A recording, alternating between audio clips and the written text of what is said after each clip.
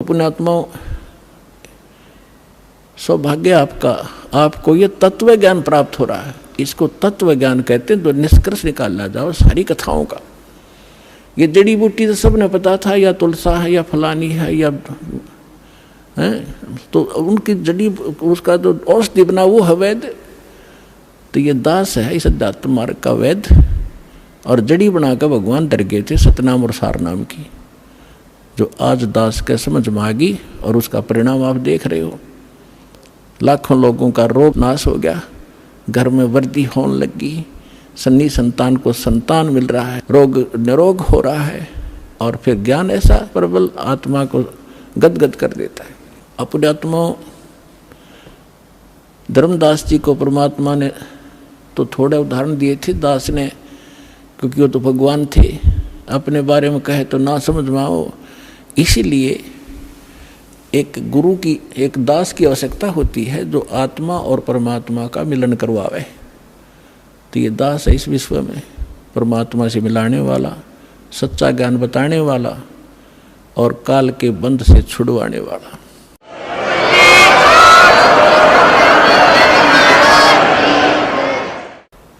अब दूसरा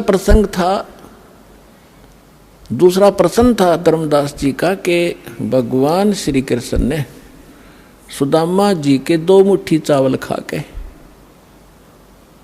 और उसको धनी बना दिया, उसका एक महल बना दिया। परमात्मा बोले एक राजा का मित्र, उसके लिए कोई खास बात है? तुम आप बताते हो श्री राम कृष्ण जी तो राजा थे द्वारका के, एक मित्र के लिए एक ढूंढ बना दिया छोटा सा, एक दे दिए उसमें 200 से 400 रुपये, वो सारी उम्र बतेरे उसको। तो इसी से भगवान मान लिया। अब ये दास बताएगा। अपने आत्माओं वैसे थोड़ी सी जो शिक्षाएं हैं, क्योंकि जो हम पहले ज्ञान सुना करते थे वो ज्ञान समझ लो प्राइमरी स्तर का था। ब्रह्मा विष्णु महेश को ये भगवान मानते थे, तो ये ज्ञान प्राथमिक पहली 5वीं कक्षा तक का समझो। और जो काल को ब्रह्म को भगवान मानते थे वो मैट्रिक तक का ज्ञान समझो, उनकी बुद्धि मैट्रिक तक समझो। लेकिन विधि ठीक ना होने से और वैसे उनको मान लेने से, वो ज्ञान होने से भी कोई लाभ नहीं था। अब जैसे हम कथा सुना करते सुदामा और कृष्ण जी की, अब इन कथाओं से भी थोड़ा सा निष्कर्ष हम साथ लेकर चलेंगे, तभी हम, क्योंकि बच्चा जो 5वीं 6वीं 7वीं 10वीं पढ़ ले तभी तो अगली पढ़ाई पढ़ सकता है। वो सीधा 11वीं में कैसे हो सकता है? तो वो पढ़ाई पहले आपको पढ़ा कर आगे चलेंगे। श्री कृष्ण जी बालकपन में और सुदामा जी एक ही पाठशाला में पढ़ा करते थे। और सुदामा ब्राह्मण थे,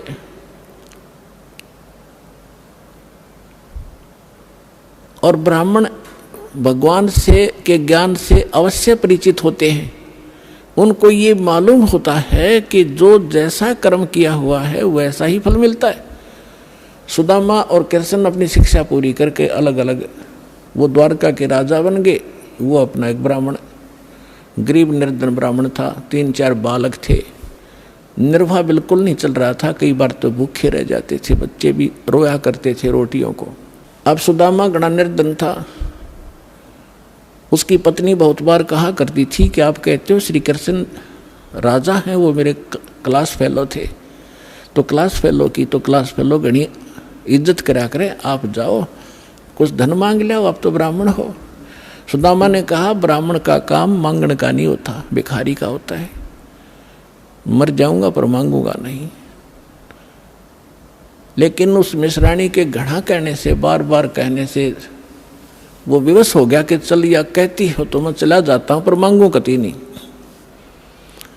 वो कहा करता था सुदामा कि मेरे भाग में नहीं है, मैंने पिछले जन्म में धर्म नहीं करा, क्या कोई पुण्य नहीं करा, जिस कारण से मैं निर्धन हूं।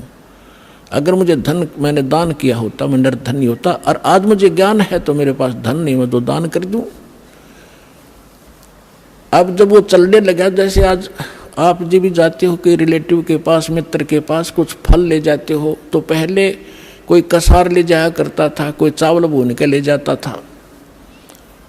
तो ऐसे वो कुछ चावल बांध दिए अकेले, और तो हमारे पास कुछ है नहीं, अपने मित्र के पास, यही ले जा।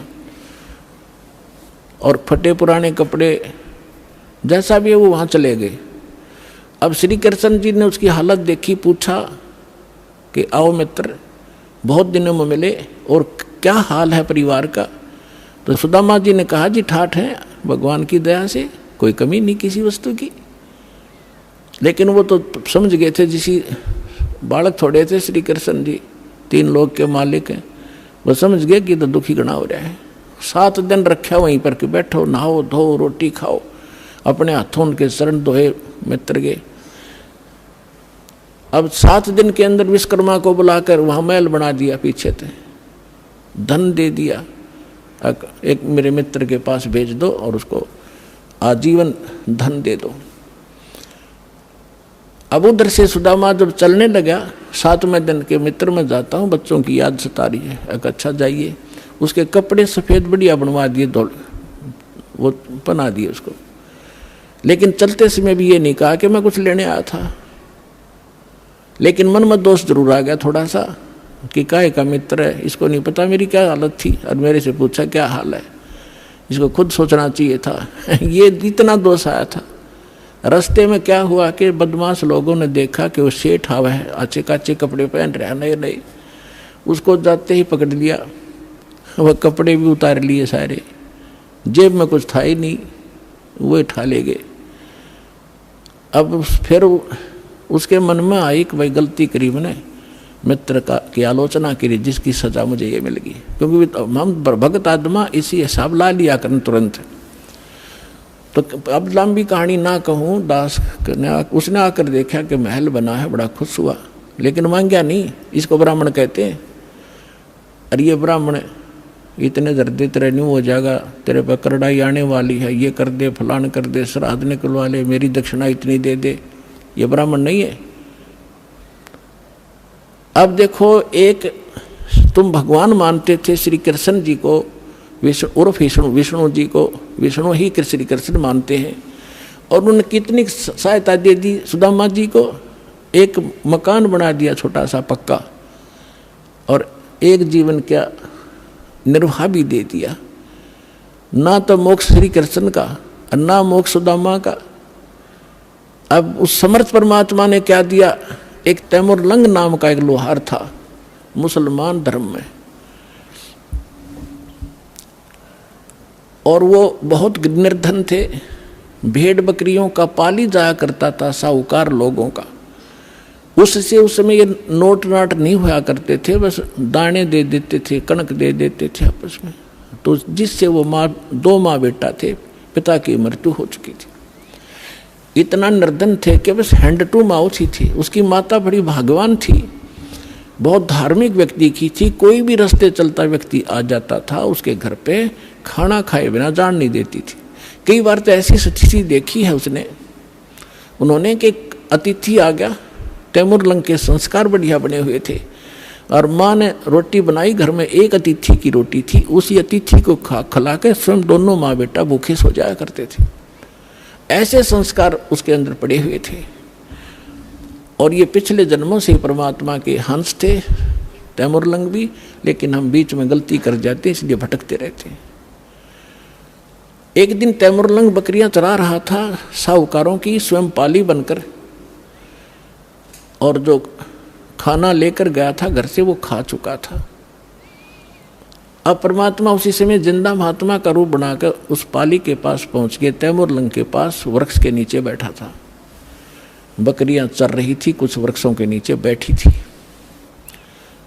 तो तैमुरलंग ने कहा कि महात्मा, संस्कार थे माँ के कि कोई भी अतिथि मिल जाए बेटा भोजन की अवश्य प्रार्थना करना। क्या महाराज खाना खाओगे? कहाँ बेटा भूख लगी है। उसने कहा महाराज थोड़ी देर लेट आए, थोड़े से मैं भोजन खा चुका हूँ और अभी मैं घर से लाऊंगा, सामने घर है, थोड़ी दूरी पे है हमारा घर गांव में, और अभी लाता। मेरी माँ बहुत अच्छी है, जाते बना देगी। और ऐसे करना भगवान, मेरी बकरियों का ध्यान रखना, हम गरीब बहुत हैं, एक बकरी भी इधर उधर होगी तो मैं पूरी नहीं कर पाऊंगा धनी की, मुझे बहुत दुख होगा। परमात्मा बोले बेटा चिंता ना करें, मैं खूब रखवाल करूँगा। वो घर गया, माँ से प्रार्थना की कि ऐसे ऐसे राह चलता संत है, भूखा है माँ ने जब घर में इतना आटा था केवल 2 रोटी बनाई, 2 ही रोटी बनी, दोनों रोटी बना के लेकर आ गई। माँ ने कहा कि बेटा मैं भी चलती हूँ, मैं बर्तन ले आऊँगी, तू वहाँ अपना रखवाली करना, पाली रहना। दोनों आगे दर्शन भी करके आऊँगी साधु के। अब साधु को सामने बैठा देखकर माता ने कहा ले महाराज रोटी खा लो। परमात्मा खाना खान लगा तो इतने में माई ने 3-4 बार प्रार्थना कर दी, महाराज हम गढ़े गरीब हैं, हमारे पास तो कई बार भोजन भी नहीं होता, दया करो कुछ आशीर्वाद दो, हमारा गुजारा ठीक चले। परमात्मा ने खाना खाया, इतने 4 बार प्रार्थना कर दी, 4-5 बार। परमात्मा खड़े हुए, एक बकरी बांधन की बेल पड़ी थी, पतली सी लोहे की बेल होती है जैसे पशु बांधा करें, उसको ऐसे 4 बार मोड़ लिया, वह इतनी रहेगी, उसको पकड़ के उसके बेटे रोटी खा के पानी पी कर लोटा खड़े हुए साधु, और उस लड़के के सिर पर हाथ धर के कड़म मारी, 7 मारी, 7 सांगल वो बेल मारी कड़ पे, 1 2 3 4 7 गिनी। माई ने सोचा बाबा जी मेंटल है और मैंने घना छेड़छाड़ दिया, यो दुखी हो गया, बेटे को कूटने लग गया। तो माई ने पूछा महाराज मेरे बेटे ने कोई गलती कर दी? अक नहीं माता, तेरे बेटे को 7 पीढ़ी का राज दे दिया मैंने, 7 पीढ़ी का राज बख्श दिया है, और उसके बाद तेरा राज टुकड़ों में बट जाएगा। माई ने सोची बाबा सचमुच मेंटल है। फिर मारी थी बच्चे का 5-4 मुक्के, 1-2 लात मारी कि ये लात मुक्के इसलिए मारे हैं, फिर तुम्हारे टुकड़ा में राज बट जाएगा। तैमूर लंग से लेकर औरंगजेब तक दिल्ली की राजधानी पर, राजगद्दी पर तैमूर लंग के वंशजों ने 7 पीढ़ी ने राज किया। औरंगजेब के बाद ये टुकड़ों में बट गया था, इतिहास गवाह है। तैमूर लंग ने दिल्ली पर शासन किया था, अपना एक प्रतिनिधि यहाँ छोड़ दिया था जो उसको टैक्स देता था। उसके बाद उसका तीसरा पोता बाबर दिल्ली का बादशाह बना था। उसके बाद कंटिन्यू आप इतिहास देख लेना, विचलित ना होना, 10-2 शब्द बोलेगा वो, ऐसे समझ लेना जैसे तहसील में रजिस्ट्री होया करे, कोई धोखा नहीं पावे। अब ये बना कैसे? अब माई ने सोचा तो पागल था, और उसी समय अंतर्ध्यान हो गए उनके सामने से। तो माई ने सोचा बाबा जी था तो शक्ति वाला, पर जो नौका तेरे बेटे को 7 पीढ़ी का राज दे दिया, या गले ना उतरी बात। अब कुछ दिनों के बाद क्या हुआ कि वही उसी रूप में परमात्मा तैमूरलंग क्या किया करता था, लोहार था ही, ये एक्स्ट्रा जॉब भी करता था पाली जाने की गरीबी के कारण। उधर से एक लोहार के एहन पर चोट लगाता था, ओवर टाइम करता था, शाम को आकर के वो उसको थोड़ा बहुत और अन्न दे देता था, 1-2 महीने में, इससे वो गुजारा करे थे। तो जिस एहरन पर वो चोट मारने के लिए लोहार के पास जाता था, लोहार अपनी कोई औजार बनाता था तो वो घंट चलाया करता था, 1-2 घंटे शाम को। लोहारों के पास इतना इसी समय शाम को ज़्यादा कार्य होता था। तो एक दिन परमात्मा उसी जिंदा महात्मा के रूप में तैमूरलंग को दिखाई दिए स्वप्न में, और कहा बेटा वो एरन मोल ले लो, तुम जहाँ तू सर्विस करने जाता है और टाइम करता है, वो एरन मोल ले ले। तो उसने कहा महाराज हमारे पास तो पैसा नहीं, कि ऐसा कर तू उधार पर ले लेना, और उसके नीचे घना धन दाब रखा मैंने, हीरे मोती जवाहरात सोना, और उसको धीरे धीरे प्रयोग में लाना, किसी को पता ना लगने देना, ना दुनिया लूट लेगी तेरे से, और ये काम मैं करूँगा, तू उससे उधार की बात करना, वो उधार दे देगा, ये मेरा काम है। परमात्मा जब सौदा बनाता है दोनों तरफ खड़े हो जाते हैं। उधर से उस लोहार के मन में प्रेरणा प्रबल कर दी कि ये स्थान थोड़ा है मेरे लिए, बाहर मेरा एक और प्लाट है बढ़िया, यदि इसको कोई ले ले मोल तो मैं इसने बेच दूँ, मैं वहाँ बना लूँ, एहन डाल लूँ, प्रबल प्रेरणा। उधर से जाके सुबह उठा, उसने अपनी माँ से बताया कि माता ऐसे ऐसे मैंने वो महाराज जी दिखे थे, वो जो जंगल में मिले थे, रोटी खाई थी, मेरे सांकड़ मारी थी, बेल मारी थी। उसकी माँ बोली बेटा दिखे मुझे भी थे स्वप्न में आज ही, पर मैं कुछ शब्द समझ नहीं पाई वो कह क्या रहे थे। तैमूरलंग बोला मैं बताता हूँ, मेरे याद है, उन्हें ऐसे ऐसे बता। तो कहने लगी बेटा महात्मा तो शक्ति वाले थे, हमें एकदम अंतर ध्यान हो गए थे, पर वो पैसा तो है नहीं बेटा, लेंगे कैसे हम उसको। तो उन्होंने समाधान बताया है कि आप उधार कर की बात करो। माँ बोली देख ले बेटा ट्राई करके। तो उसने जाके तैमूरलंग ने कहा कि भाई मैं एक अर्ज करता हूँ आपसे, ये मैं भी गुजारा कर लूँ, मैं भी लोहार हूँ, आप भी लोहार हो, और मुझे एरन दे दो ये। वो बोला पैसे कब देगा तू? एरन वाला बोला कि अभी तो है नहीं, मैं कुमा के दे दूंगा। पक्की बात? पक्की, 1 साल में दे देना। हाँ 1 साल में दे दूंगा। अब पे कवा दी परमात्मा ने। तो तैमूरलंग के ठिकाना नहीं रहा खुशी का। उसने तो अगले दिन वहाँ से एरन निकाला, बोला एरन भी छोड़ दे। एरन भी छोड़ दूंगा, पुराना हो रहा है। वहाँ जाके अब नया गाड़ लिया एक लोहे का लठ उसने, और वो वहीं छोड़ गई। माँ बेटा ने चारों तरफ 4 द्वारी बनाई, कच्ची ईंटें बना बना कर कुछ, उस पर एक झोंपड़ी सी डाल ली और एरन बाहर रख लिया। नीचे से खोदा तो न्यो का नो धन पाया उसने। अपने आत्माओं उस समय जब ये पाली जाया करता था तैमूरलंग, उस समय उसने के दृष्टांत एक घटना देखी थी जो उसके हृदय को छू गई थी, वो मिट नहीं रही थी हृदय से। उसी नगरी का राजा घना निकम्मा था और गांव की सुंदर लड़की उसके एजेंट बता दिया करते थे, और वो अपने मंत्री और सैनिकों को द्वारा उन लड़कियों को उठा ले जाता था, उनके साथ विलास किया करता था। एक दिन ऐसी एक लड़की गांव की तैमूरलंग के ही आसपास घर की चारा लेकर आ रही थी खेतों से। सुंदर लड़की थी। राजा के कर्मचारी उसको अपहरण करने लगे। उसने आवाज लगाई, रे तैमूरलंग, ए तैमूरलंग मुझे बचा भाई, तैमूरलंग मुझे बचा भाई। तैमूरलंग ने देखा भाई सचमुच ये तो बकवादी आदमी है। पाड़ी के पास तो लठ होता है, डंडा लेकर लठ बाज लिया, ताबड़तोड़ लाग गया उन सैनिकों ने कूटने। वो 4-5 थे, वो अकेला था। तो उन सैनिकों ने उसको इतना पीट दिया, मार दिया, कति खत्म करके डाले गए, पीठ छेद कर लड़की को उठा ले गए। जब वो होश में आया उसके बाद उसने ये प्रतिज्ञा कर ली कि यदि मैं राजा बन गया इसको सबक सिखाऊंगा इस राजा को। अब राजा की सपने भी नहीं, पर मन में तो आवे है सब कहिए बात। उधर से क्या हुआ, उसने धन देखा, दोनों माँ बेटा खुशी का ठिकाना नहीं। लेकिन निर्देश जो महाराज ने दे रखा था वो याद रखा, कुछ धन निकाला, दूर देश में जाकर बेचा। वहां से क्या किया उसने, कुछ अपने साथी सैनिकों से कहा घोड़े लाया, पहले घोड़े लाया, घोड़े लाकर बेच दिया, क्यों उधर घोड़ों का व्यापार ज्यादा होता। तो लोगों ने सोचा इसका व्यापार में बहुत वृद्धि होगी, एकदम ये तो बहुत 1-2 घोड़ा लिया, फिर 10-10 20-20 लाला बेचने लग गया। उधर से उसने क्या किया, अपने आसपास के जवान लड़कों से कहा कि भाई देखो ये राजा बहुत निकम्मा है, ये अपनी बहन बेटियों के साथ ऐसे करता है, ये टैक्स भी बहुत लेता है। मैं राजा बनूंगा और मैं सबको टैक्स फ्री कर दूंगा, बहुत जायज़ टैक्स लिया करूंगा और सेठों से लिया करूंगा, गरीबों से नहीं लूंगा, ये आगा पीछा नहीं देखते। और आप मेरे सैनिक बनो, मैं तुम्हें मेहनताना दूंगा।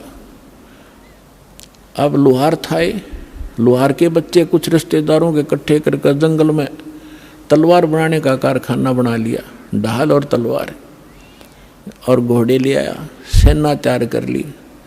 कुछ दिनों के बाद उस राजा पर आक्रमण कर दिया। भगवान की रजा होती है, वचन फलता है भगवान का जो निर्धारित होता है। सुबह सुबह जाकर चारों तरफ से किला घेर लिया उस राजा का और कहा कि या तो सरेंडर कर दे ना युद्ध के लिए तैयार हो जा।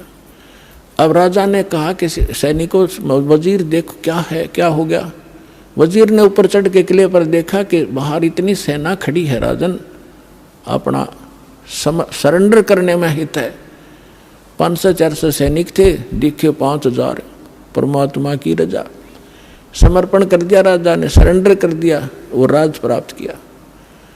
और उसको कहा कि आज मैं अगर परमात्मा से न डरने वाला होता, ये मुझे याद आया उसने कि मेरे को किसी संत ने आशीर्वाद दे रखा है, तुझे मारूंगा नहीं, तू नगरी छोड़ जा और या यहाँ एक सिंपल मैन की तरह रह, अपना गुजारा कर, रोटी बना रखा, नहीं तुझे भाग जाए यहाँ से।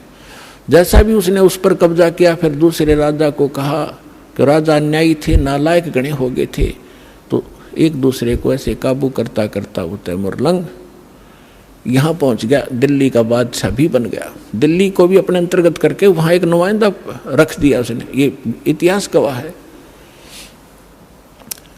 तो तैमुरलंग ने जब ये शासन सारा पा लिया तब परमात्मा फिर मिले। ऐसे शिकार में वो गया हुआ था, कहने लगा रे निकम्मी आत्मा।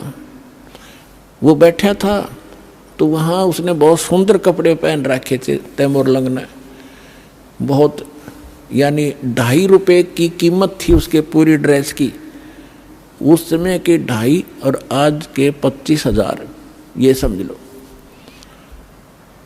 तो परमात्मा वहाँ खड़े थे, उनका वहाँ खाना खुना सैनिकों का हो रहा था, शिकार के लिए राजा गया हुआ था, वहाँ बैठा था। तो आके परमात्मा भी किसी अन्य रूप में वहाँ खड़े हो गए। तो कहने लगे राजा आपकी क्या कीमत है। एक सामने एक व्यक्ति खड़ा होकर कह रहा है कि आपकी क्या कीमत है, कि आप ही बता दो मेरी क्या कीमत है, कि तेरी कीमत है 2.5 रुपये। राजा बोला गलत बोल रहा है, 2.5 रुपये का तो मेरा ही ड्रेस है, बोला इससे इसकी कीमत है, तो एक आने का भी को नहीं। निकम्मी आत्मा, तेरे को इसलिए ये राज्य दिया था कि कर्म फोड़ अपने। परमात्मा ने वो रूप बना लिया, जो वो दिन भूल गया, तू एक बकरी चराता फिरता था, गिड़गिड़ा रहे थे, आज भूल गया भगवान को, चरणा में पड़ गया उसी समय, अपने बेटे पोतों को देकर राज और लेकर दीक्षा और फिर से भक्ति शुरू करी। तो पुण्यात्माओं, सुदामा को एक ढूंढ बना दिया, एक छोटा सा मकान वो दे दिया, एक जीवन का गुजारा, तो क्या अमर हो गया वो। 7 पीढ़ी का राज दे दिया कबीर साहब ने, एक रोटी खा के, और फिर मोक्ष दिया उस प्राणी को। ये न्यारी ताकत है कबीर भगवान की। बोलो सतगुरुदेव।